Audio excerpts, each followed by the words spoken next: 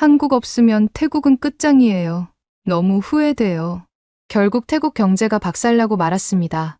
한때 미소의 나라라고 불리며 잘 나가던 태국이었지만 한국을 향한 무모한 도발 이후 한국의 가차없는 응징의 웃음이라고는 찾아볼 수 없는 처참한 상태가 되었는데요. 이제는 한국의 도움 없이는 끝장이라며 땅을 치고 후회 중인 상황이라고 합니다. 그렇다면 한때 오만방자하게 한국을 무시하던 태국은 어쩌다 이렇게 추락하게 되었는지 함께 알아보러 가실까요? 잠깐 1초 만에 누를 수 있는 좋아요 버튼만 눌러주시면 영상 제작에 큰 힘이 됩니다. 안녕하세요. 제 이름은 칸타라입니다. 30대 초반의 태국 출신 여성이랍니다. 방콕 외곽에 위치한 작은 마을에서 살고 있고 사실 한국 분들께 꼭 말씀드리고 싶은 게 있어서 이렇게 사연을 적어봐요. 태국은 겉으로 보기에는 모두가 평등한 나라 같지만 사실 굉장히 복잡하고 견고한 계급 사회예요.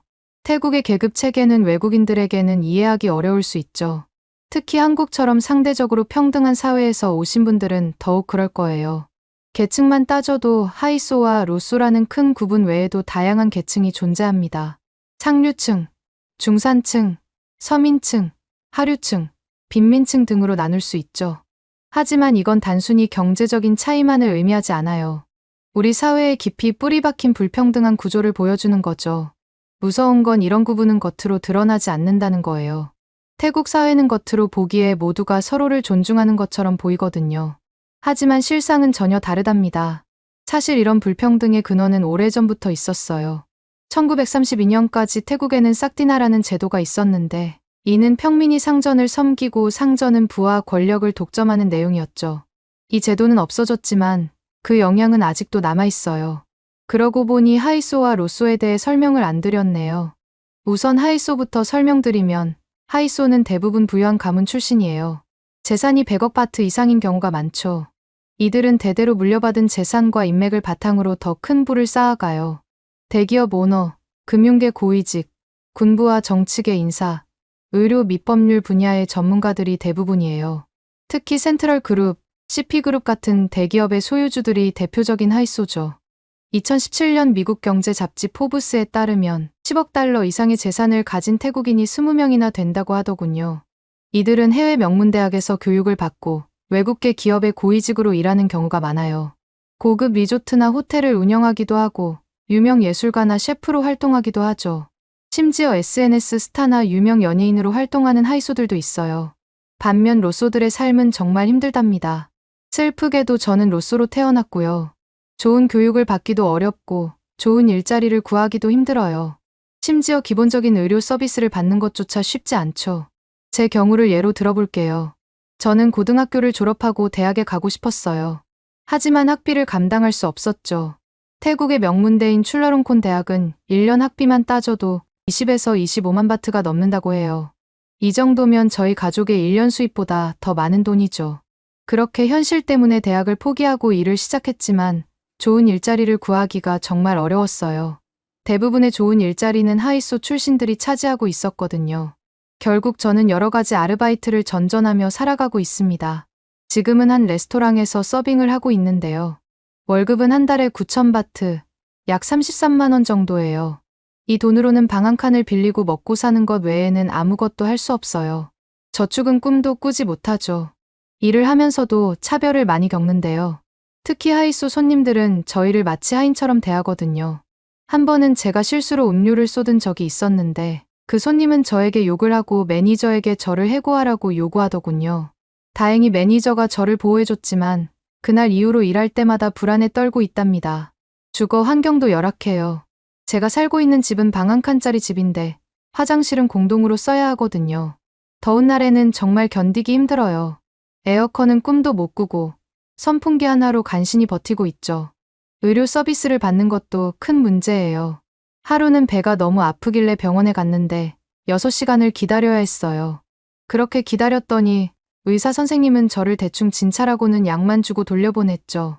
덕분에 병이 더 커졌고 수술까지 받아야 했어요. 하이소들은 비싼 사립병원에서 최고의 진료를 받는데 저희는 이렇게 대충 취급받고 있죠. 더 심각한 문제는 이런 계급 차이가 세대를 거듭해도 좀처럼 바뀌지 않는다는 거예요. 로소 출신이 아무리 열심히 노력해도 하이소가 되기는 사실상 불가능에 가까워요. 반대로 하이소들은 자신들의 지위를 지키기 위해 온갖 수단을 동원하죠. 워낙 불평등이 뿌리 깊게 자리 잡혀 있다 보니 말도 안 되는 사건들까지 발생하고 있어요. 가장 극단적인 예가 바로 약 10여 년 전에 있었던 레드불 창업자 손자 오라윳이라는 사람의 사건이에요. 2012년에 일어난 이 사건은 태국 사회의 불평등과 부패를 적나라하게 보여줬죠. 당시 27살이었던 오라윳은 방콕 시내에서 페라리를 운전하다 사고를 냈어요. 당시에 엄청난 속도로 달리다가 오토바이를 탄 경찰관을 치어 숨지게 했죠. 게다가 사고가 발생했을 당시에 오라윳은 술과 마약에 취해 있었대요. 보통 사람이었다면 즉시 체포되고 중형을 받았겠죠. 하지만 오라윳은 달랐어요. 왜냐하면 그 사람은 세계적으로 유명한 음료 회사의 창업자 손자였거든요. 실제로 오라윳의 가족은 태국에서 두 번째로 부자랍니다. 경찰은 처음엔 그가 시속 177km로 달렸다고 발표했어요. 그런데 어느 순간 갑자기 177km가 79km로 바뀌어 있더라고요. 심지어 음주운전 혐의도 적용하지 않았어요. 오라윳 측에서 사고 후 스트레스 때문에 술을 마셨다고 말도 안 되는 주장을 했는데 그걸 그대로 받아들였거든요. 심지어 오라윳의 몸에서 코카인 성분이 나왔는데도 그냥 넘어갔고요. 오라윳은 한국 돈으로 겨우 2천만 원 정도의 보석금을 내고 풀려났어요. 그리고는 바로 해외로 도망갔죠. 그 뒤로 오라윳은 SNS에 호화로운 생활을 올리면서 세계 여행을 다녔습니다. 회사 전용기를 타고 F1 경기도 보러 다니고 호화 유람선 여행도 다니고 말이죠. 이 사건이 있고 8년이 지난 2020년 태국 검찰은 오라윳을 불기소하기로 결정했어요. 이 소식이 알려지자 태국 사람들은 정말 난리가 났어요. 돈 있고 권력 있는 사람은 법을 피해갈 수 있다는 걸 너무나 분명하게 보여주는 사건이었거든요. 사람들의 분노가 커지자 눈치를 보던 태국 정부에서 진상조사위원회를 만들었어요. 조사 결과 경찰과 검찰이 조직적으로 오라윳을 보호하려 했다는 증거가 나왔다고 하더군요. 심지어 당시 경찰청장까지 이 일에 관여했다는 의혹이 제기됐어요. 하지만 지금까지도 오라윳은 제대로 된 처벌을 받지 않고 있어요. 오히려 시간이 지나면서 오라윳에게 적용될 수 있는 혐의들의 공소시효가 하나둘씩 만료되고 있죠. 정말 말이 안 나오는 건 지금은 과실치사 혐의만 남았는데 이것도 2027년이면 공소시효가 끝난다는 거예요. 이런 일이 계속 벌어지는 걸 보면 정말 화가 나고 절망스럽습니다. 저희같이 평범한 사람들은 작은 잘못만 해도 엄중한 처벌을 받는데 부자들은 저렇게 큰 범죄를 저질러도 수단과 방법을 가리지 않고 빠져나가니까요. 이게 바로 태국의 현실이에요. 물론 이런 불공정한 상황에 대해 저희 같은 평범한 태국 사람들이 가만히 있지는 않았어요. 2020년에는 정말 큰 규모의 대규모 반정부 시위가 일어났죠. 저도 그 시위에 참여했었는데 그때의 열기를 아직도 생생히 기억해요. 이 시위의 배경에는 정말 복잡한 이유들이 얽혀 있었어요. 가장 큰 이유 중 하나는 2014년에 있었던 군부 쿠데타였죠. 그때부터 태국은 사실상 군부 독재 아래 있었어요. 그때 권력을 잡은 사람들은 헌법까지 바꿔가며 자신들의 권력을 절대 놓치지 않게 시스템을 만들어놨죠. 예를 들어 상원의원의 대부분을 군부가 직접 임명할 수 있게 만들었어요. 이것만 봐도 민주주의의 기본 원칙을 완전히 무시한 거라고 생각해요. 게다가 국가전략 20년 로드맵이라는 걸 만들어서 앞으로 어떤 정부가 들어서도 군부의 영향력에서 벗어날 수 없게 만들었죠. 또 다른 중요한 이유는 왕실에 대한 불만이었어요. 태국의 현 국왕인 라마 10세가 2016년에 즉위했는데 이때부터 왕실의 권한과 예산이 크게 늘어났거든요. 국민들은 경제적으로 어려움을 겪고 있는데 왕실은 호화로운 생활을 하고 있다는 불만이 커졌죠. 여기에 코로나19로 인한 경제 위기가 겹치면서 사람들의 분노는 폭발 직전이었어요. 특히 저희 같은 젊은 세대들은 SNS 덕분에 다른 나라에서는 이렇지 않다는 현실을 접하면서 태국의 현실에 더욱 분노하게 됐죠. 시위는 처음에 대학생들을 중심으로 시작됐어요. 당시 대학생들은 총리 퇴진, 새로운 헌법 제정, 왕실 개혁 등을 요구했죠. 거기서 끝나지 않고 점점 시간이 흐르면서 고등학생들과 일반 시민들도 시위에 참여하기 시작했어요. 그때 저희는 정말 평화롭게 시위를 진행했어요. 하지만 정부의 대응은 너무나 강경했죠. 프라윕 총리가 5인 이상 집회를 금지하는 비상포고령을 내렸고 시위대에게 물대포를 쏘기도 했어요. 심지어 일부 시위 참가자들은 체포되기도 했죠. 특히 충격적이었던 건 정부가 왕실모독죄를 적용해 시위 주도자들을 구속한 거예요.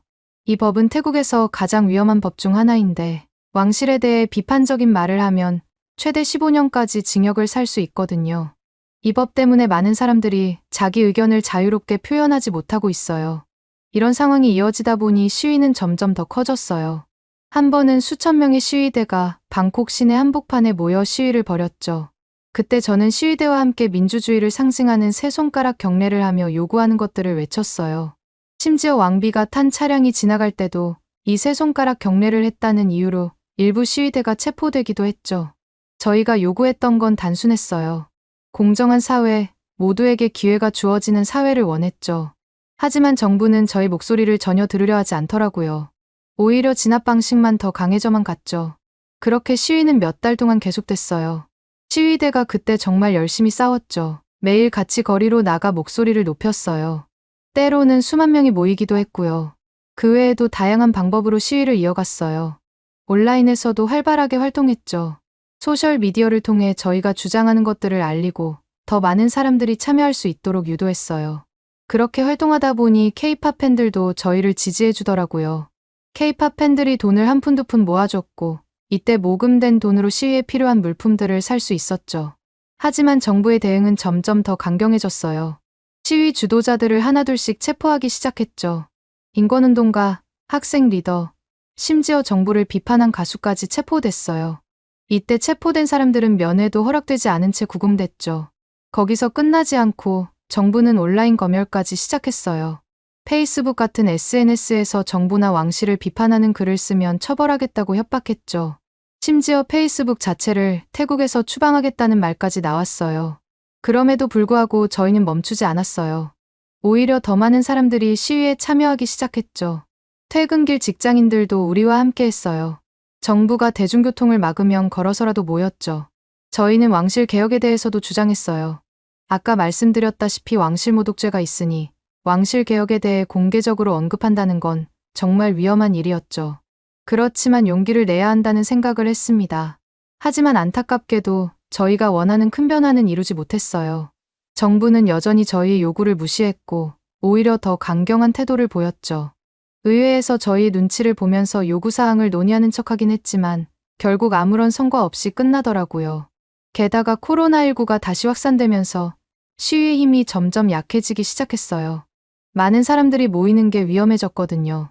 정부는 이를 틈타 더 많은 시위 참가자들을 체포하기 시작했죠. 2021년에 들어서면서 시위는 점점 작아졌어요. 대규모 집회는 더 이상 열리지 않았고 소규모 시위나 온라인 활동만 간간히 이어졌죠. 이때 저를 포함한 많은 사람들이 지치고 실망했을 거예요. 특히 젊은 층의 실망이 컸어요. 일부는 이 나라에서 더 이상 살 수 없다며 해외로 떠나기도 했죠.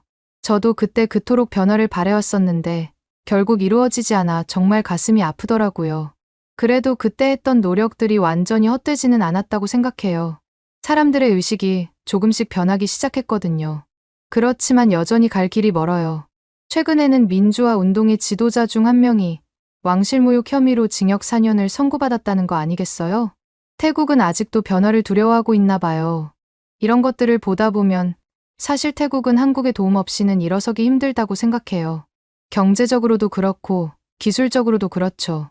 하지만 최근 들어 한국 기업들이 태국 기업들에 대한 투자를 줄이고 있다는 소식을 들었어요. 이게 태국 경제 전반에 큰 영향을 미치고 있죠. 특히 하이소들이 운영하는 기업들이 타격을 받다 보니 태국 경제 전체가 무너지고 있어요. 이런 상황에서 저희 같은 로쏘들에게 유일한 희망은 해외로 나가는 거예요. 특히 한국이 수많은 태국 사람들의 꿈이 되었죠. 하지만 이것도 쉽지 않아요. 한국에 가려면 EPS라는 외국인 고용허가제를 통과해야 하거든요. 이 제도는 한국 정부가 인력이 부족한 기업에 외국인 근로자를 합법적으로 고용할 수 있도록 허가해주는 제도인데 이 제도를 통해 외국인 노동자들은 한국에서 4년 10개월 또는 6년 동안 일할 수 있어요. EPS는 저희들에게 정말 소중한 기회예요. 계급에 상관없이 능력만으로 평가받고 열심히 일하면 그만큼의 대가를 받을 수 있는 기회니까요. EPS를 통해 한국에 간 사람들의 이야기를 들어보면 정말 부럽더라고요. 한 달에 166만 원, 태국 돈으로 약 4만 5천 바트를 번대요. 이 정도 돈이면 태국에서 15개월은 일해야 벌 수 있는 돈이에요. 그 돈으로 가족들을 돕고 집을 짓고 빚을 갚고 자녀들을 교육시킬 수 있는 거죠. 제 친구 중 한 명인 사마라는 2년 전에 EPS를 통해 한국에 갔어요. 그렇게 한국에 간 사마라는 경기도의 한 공장에서 일하고 있는데 매달 180만 원을 벌고 있다고 하더라고요. 거기서 아낀 다음 태국에 있는 부모님께는 매달 100만 원씩 보내고 있어요. 부모님은 그 돈으로 오래된 집을 수리하고 동생의 대학 학비도 내고 계신 거죠. 또 다른 친구인 바냐는 충청남도의 한 농장에서 일하고 있어요. 바냐는 매일 12시간씩 일하지만 한 달에 200만 원을 벌고 있다는 거 아니겠어요. 그 돈으로 태국에 있는 아들의 학비를 내고 남은 돈은 저축하고 있다고 하던데 3년만 더 일하면 태국에 돌아가서 작은 가게를 열 수 있을 거라고 하더라고요. 게다가 제 친구들처럼 EPS를 통해 한국에 가면 여러 가지 권리를 보장받을 수 있어요. 한국 근로기준법의 적용을 받는다고 알고 있는데 혜택을 누릴 수 있는 게 참 많더라고요. 물론 EPS를 통해 가는 일자리들은 대부분 3D 업종이에요. 더럽고 어렵고 위험한 일들이죠. 하지만 저희에게는 그런 것은 중요하지 않아요. 어차피 태국에 있을 때보다 훨씬 많은 돈을 벌 수 있다는 게 중요하니까요. 그리고 이런 이야기들을 들을 때마다 저도 한국에 가고 싶다는 생각이 들어요. 하지만 최근 한국과 태국의 관계가 좋지 않아지면서 이마저도 어려워지고 있어요. 한국에서 태국인 불법 체류자 문제가 심각해지면서 입국 심사가 엄격해졌고 심지어 EPS에서 태국을 제외하겠다는 얘기까지 나오고 있거든요. 저희 같은 사람들에게 정말 치명적인 일이에요. 이렇게 되면 유일한 희망마저 사라지는 셈이니까요. 게다가 최근에는 한국과 태국의 관계가 좋지 않아서 태국 사람들의 입국을 제한하고 있다는 거 아니겠어요? 물론 이렇게까지 상황이 악화된 이유는 태국에 있다고 생각해요. 많은 태국 사람들이 한국에 관광객으로 갔다가 그대로 불법으로 체류하면서 일을 하면서 민폐를 끼쳤고 이로 인해 한국과 태국의 관계가 악화된 거니까요. 여러분들도 통계를 보면 정말 놀라실 거예요. 2023년 기준으로 한국에 체류 중인 태국인 중 무려 78%가 불법 체류자라는 거 있죠? 전체 20만 1,412명 중 15만 7,101명이 불법 체류자인 상황이고요. 이 정도 수치면 같은 동남아 국가인 베트남이나 필리핀에 비해 훨씬 높은 수치라고 하더군요. 심지어 2015년에는 5만 2천 명이었던 태국인 불법 체류자가 지난해에는 15만 7천 명으로 3배나 늘었대요. 이 때문에 한국 정부에서 태국인들의 입국을 엄격하게 심사하고 있는 모양이더라고요. 이렇게 된 이유는 여러 가지가 있어요. 가장 큰 이유는 아무래도 경제적인 문제겠죠. 한국에서 일하면 태국에서보다 훨씬 많은 돈을 벌 수 있으니까요. 그래서 많은 사람들이 관광객인 척 위장해서 한국에 들어간 뒤 그대로 불법 체류를 선택한 거고요. 하지만 이게 전부는 아니에요. 한국과 태국의 무비자 협정도 한몫했죠. 1981년에 두 나라가 90일 무비자 협정을 맺었는데 이게 오히려 불법 체류자 문제를 키운 것 같더라고요. 그 사이에 태국과 한국의 경제력 차이는 점점 더 벌어졌고 한국의 최저임금도 계속 올랐으니까요. 물론 대부분의 불법 체류자들은 그저 열심히 일하며 살아가려 했을 뿐이에요. 하지만 안타깝게도 일부 불법 체류자들이 범죄를 저지르면서 문제가 더 커졌죠. 특히 마약 문제가 심각했어요. 올해 6월에는 낮에는 공장이나 건설 현장에서 일하고 밤에는 전국에 마약을 유통한 태국인 9명이 검거됐대요. 이때 검거된 사람들이 SNS로 한국에 있는 또 다른 태국 불법 체류자들에게 마약을 팔았다고 하는데 판매한 마약의 가치를 전부 다 합치면 한국 돈으로 수억 원에 달한다고 하더라고요. 슬프게도 이 사건 말고도 최근에는 태국인 불법 체류자들이 연루된 대규모 마약 사건이 있었어요. 충북경찰청에서 48명의 태국인을 검거했는데 이들 중 대부분이 불법 체류자였다고 하더군요. 이 사람들 전부 야바라는 합성마약을 유통하고 투약한 혐의를 받고 있어요. 심지어 지난해 3월 인천의 한 클럽에서 열린 태국 가수 콘서트장에서 무려 83명의 불법 체류자들이 한꺼번에 잡힌 적도 있더군요. 그때 당시 콘서트를 보던 인원이 2,000명이었는데 그중에 100명 가까운 인원이 불법 체류자였던 거예요. 그리고 그 대부분이 태국인이었고요.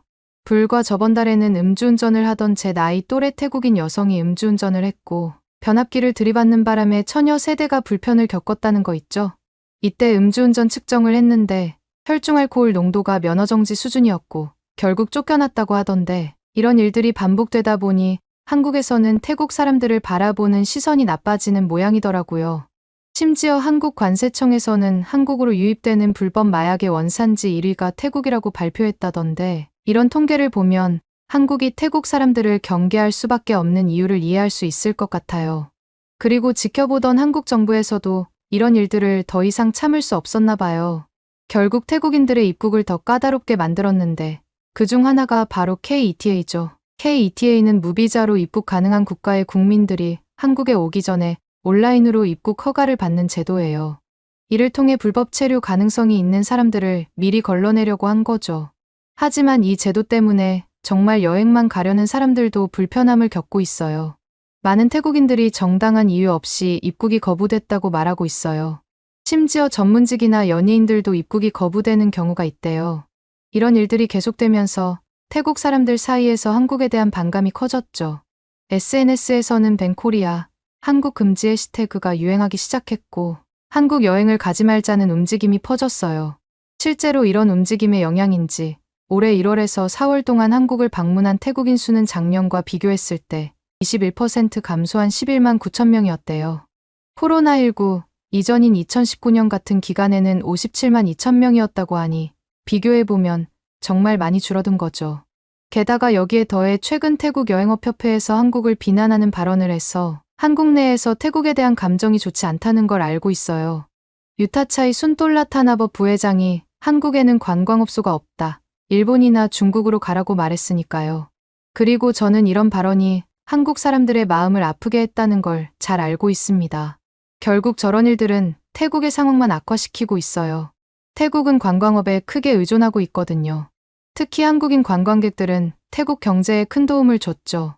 하지만 이어지는 악재들 때문에 한국인 관광객들도 줄어들고 있는 게 현실입니다. 이렇게 상황이 나빠지더라도 저는 한국 분들이 태국을 미워하고 거부하는 심리를 모두 이해해요. 제가 만약 한국 사람이었다면 저도 태국이 싫을 것 같거든요.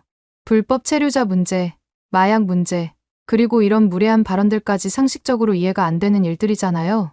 이런 발언에 대해 한국 분들께 정말 죄송하고 부끄럽게 생각해요. 그리고 꼭 알아주셨으면 하는 건 이건 저희 태국 사람 전체의 의견이 아니라는 거예요. 대부분의 태국 사람들은 한국을 정말 좋아하고 존경하고 있거든요. 특히 한국의 민주화 과정은 태국에게 큰 귀감이 돼요. 한국도 과거에는 군사 독재를 겪었지만 국민들의 힘으로 민주주의를 쟁취했잖아요. 그리고 그 후에 경제적으로도 큰 발전을 이뤘고요. 태국도 언젠가는 한국처럼 되었으면 좋겠네요. 하지만 그러기 위해서는 한국의 도움이 필요해요. 게다가 태국은 과거에 한국이 어려울 때 도와준 은인이기도 해요. 한국전쟁 때 태국이 군대를 보내 한국을 도왔잖아요. 그 덕분에 지금의 한국이 있는 거라고 생각해요. 그렇기 때문에 저는 감히 한국분들께 부탁드리고 싶어요. 태국이 지금 어려운 상황에 처해 있다는 걸 이해해 주셨으면 좋겠어요. 물론 불법 체류자 문제는 심각하고 반드시 해결해야 할 문제라고 생각해요. 하지만 그것 때문에 모든 태국 사람들을 잠재적인 불법 체류자로 보지 말아주셨으면 해요. 그리고 태국에도 많이 놀러 오셨으면 좋겠고요. 갑자기 궁금해서 그러는데 여러분들은 앞으로 무슨 일이 있어도 태국에 여행하러 안 올 계획이신가요? 오늘의 사연은 어떠셨나요? 오늘의 사연이 마음에 드셨다면 좋아요만 한번 눌러주세요. 1초밖에 안 걸리지만 좋아요를 한번 눌러주시면 더 좋은 사연을 소개해드리는데 큰 힘이 된답니다. 긴 영상 시청해주셔서 감사합니다. 오늘도 행복한 하루 보내세요.